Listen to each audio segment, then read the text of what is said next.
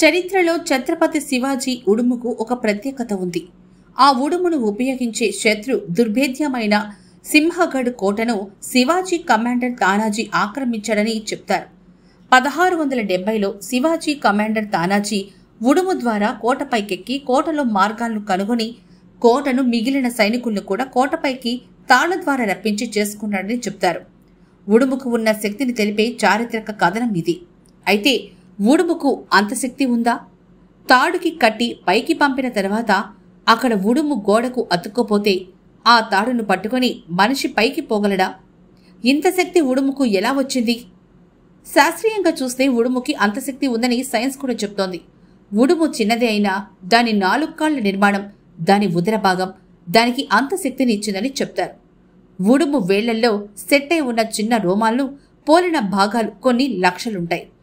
ప్రతి సెటై శాఖోపశాఖలుగా స్పేటులా అనే సూక్ష్మ భాగాలుగా విడిపోతుంది. ఇవి ఉడుము పట్టుకు కీలకం.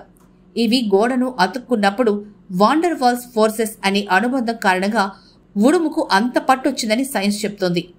ఉడుము ఉదర భాగం కూడా గోడను అతుక్కుంటే గాలి చొరబడినంతగా అతుక్కుంటుంది. దానివల్లనే ఉడుముని అతుక్కున్నప్పుడు లాగాలంటే కష్టమంటారు.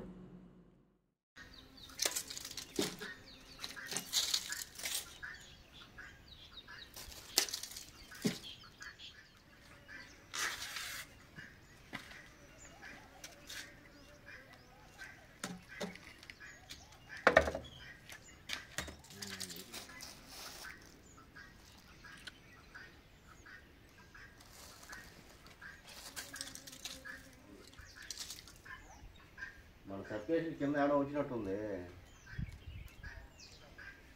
ఓకే, నాకు సౌండ్ ఉదయగిరి ఏమిసి ప్రకటించలేదు, అన్నీ ప్రకటించింది మొత్తం.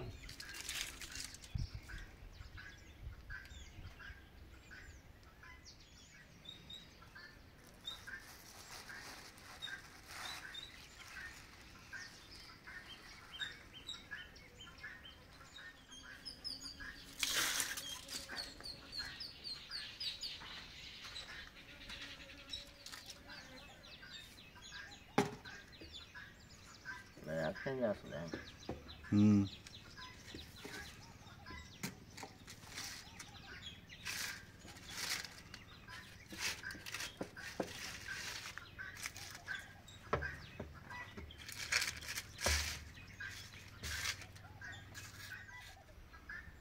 పెళ్ళేది